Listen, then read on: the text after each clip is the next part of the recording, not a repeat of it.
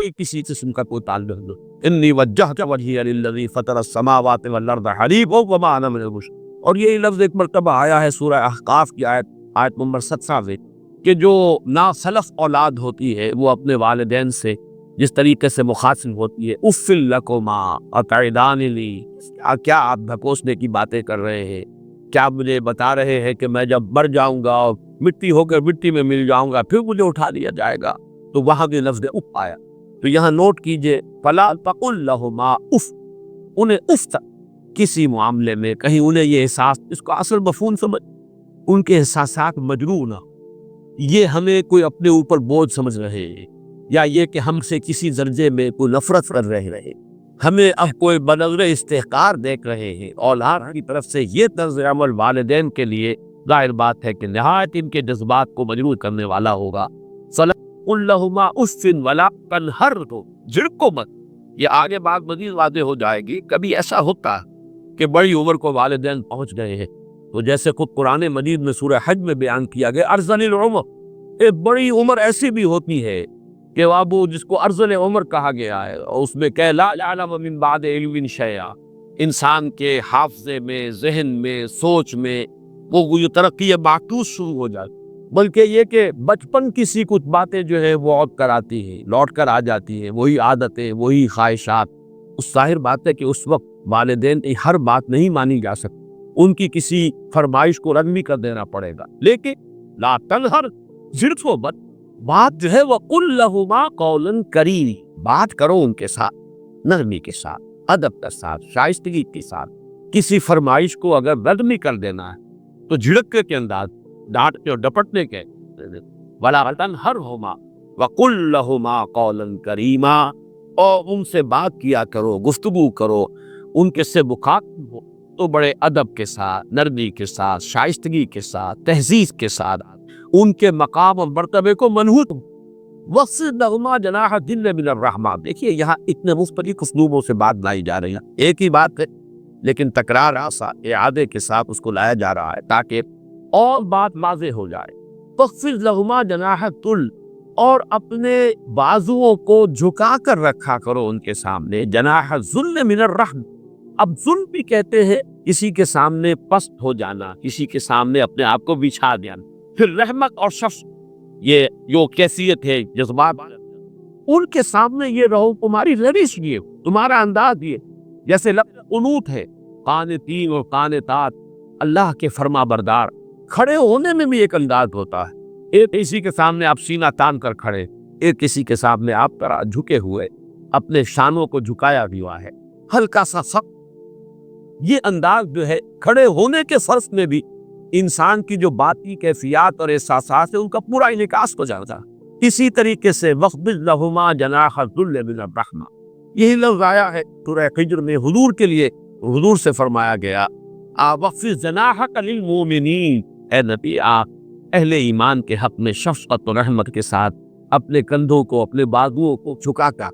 اور اس میں گویا کہ ایک تصویر لفظی ہے کہ جیسے مرغی جو ہے وہ اپنے بچوں کو اپنے پروں تلے چھپا لے، ذرا سا کہیں خطرہ محسوس ہوا، کوئی اندیشہ ہوا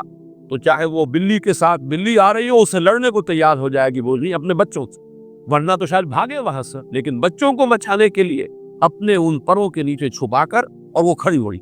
تو یہ انداز جو وَخْفِضْ جَنَاحَكَ لِلْمُؤْمِنِينَ، اے نبی آپ بھی اپنے کندھوں کو، اپنے بازوؤں کو شفقت کے ساتھ اب اہل ایمان کے سامنے جھکا کر، وہ جب آئے تو محسوس کریں آپ نے رحمت اور رافت شفقت۔ وہ لفظ یہاں آیا ہے وَخْفِضْ لَهُمَا جَنَاحَ الذِّلِّ مِنَ الرَّحْمَةِ، یہ انداز اختیار کرو ان دونوں کے سامنے کہ اپنے بازوؤں کو، اپنے شانوں کو، اپنے کندھوں کو جھکا، من الرحمہ، نیاز مندی کے ساتھ، رحمت اور شفقت کے ساتھ آ رہا ہے۔ وَقُلْ رَبِّ ارْحَمْهُمَا كَمَا رَبَّيَانِي صَغِيرًا،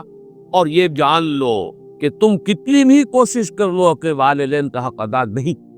اللہ سے دعا، اللہ سے سناؤں، وَقُلْ رَبِّ ارْحَمْهُمْ، کہو اے رب میرے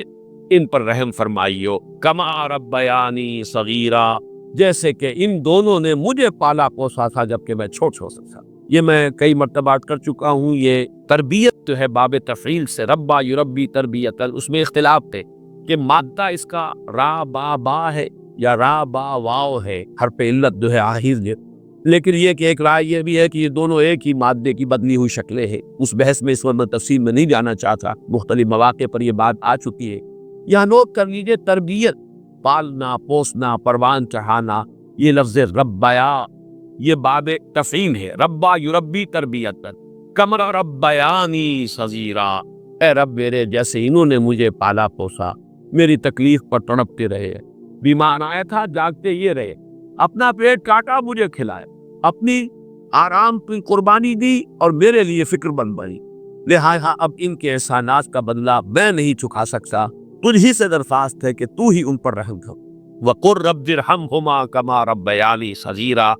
لیکن اب آگے فرمایا ربکم اعلم بما فی، تمہارا رب خوب جانتا ہے جو کچھ تمہارے جیو کو، ان تکونوا صالحین،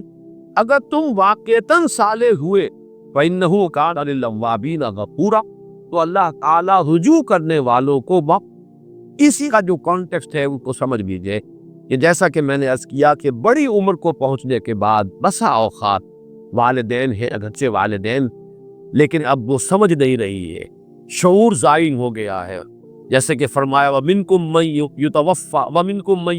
يُتَوَفَّى وَمِنْكُمْ مَنْ يُرَدُّ إِلَىٰ أَرْذَلِ الْعُمُرِ لِكَيْ لَا يَعْلَمَ مِنْ بَعْدِ عِلْمٍ شَيْئًا، تم میں سے وہ بھی ہوتے ہیں جو پہلے ہی کی وفات ہو جاتی ہے، 40 50 60 70 برس کی عمر میں انسان فوت ہو گیا، ابھی حواس قائم ہوتے ہیں۔ وَمِنْكُمْ مَنْ يُرَدُّ إِلَىٰ أَرْذَلِ الْعُمُرِ لِكَيْ لَا يَعْلَمَ مِنْ بَعْدِ عِلْمٍ شَيْئًا، اور تم میں سے وہ بھی ہوتے ہیں کہ جو اس ارذل عمر کو لوٹا دیے جاتے ہیں کہ سب کچھ جاننے کے بعد کچھ نہ جانے، انسان کے حواس جو ہے وہ مختل ہو جاتے ہیں، انسان کا شعور زائل ہو جاتا ہے، وہ فہم باقی نہیں رہا، بچوں کی سی عادتیں، بچوں کی سی خواہشیں، بچوں کی سی فرمائشیں جو ہیں وہ ہو رہی ہیں۔ اب ظاہر بات ہے اس سطح پر آ کر کوئی کتنا ہی صالح ہے بیٹا یا بیٹی، وہ اپنے والدین کی ہر فرمائش پہ تو پورا نہیں کر سکتا، کہیں نہ کہیں تو رد کرنا پڑے، کہیں نہ کہیں تو فل سٹاپ لگانا ہو، کہیں تو انکار کرنا پڑے گا، اور کسی وقت ہو سکتا ہے کہ کچھ سخت انداز اختیار کرنا پڑے۔ اگر فرض کیجئے کہ حواس بھی مختل ہو گئے ہو، اگر کہیں کسی کا ذہنی توازن بھی بگڑ گیا تو کسی مستفسر بھی کرنی، اس اعتبار سے یہ آیت بڑی اہم ہے۔ ربکم اعلم بما فی نفوسکم، اگر اس طرح کی مجبوری کی حالت میں کہیں کوئی طرز عمل اس طرز عمل کے مناسی اختیار کرنا پڑ جائے کہ جس کا اوپر تذکرہ ہوا، مطلوب طرز عمل تو وہی ہے، وہ طرز عمل کیا ہے؟ فلا تقل لہما اف ولا تنہرہما وقل لہما قولا کریما واخفض لہما جناح الذل من الرحمۃ وقل رب ارحمہما کما ربیانی صغیرا، اس قدر تفصیل کے ساتھ ساتھ مطلوب طرز عمل۔ لیکن یہ کہ اگر کوئی صورتحال ایسی ہو کہ جس میں اس طرز عمل کے برعکس کوئی روش بھی اختیار کرنی پڑے گی، تو اگر تمہارا اپنا باطن درست ہے، ربکم اعلم بما فی نفوسکم، اللہ خود جانتا ہے جو کچھ تمہارے جیوں میں ہے، تمہارے دلوں میں، تمہارے سینوں میں ہے، تمہاری نیت ہے اس کو معلوم، کس چیز تم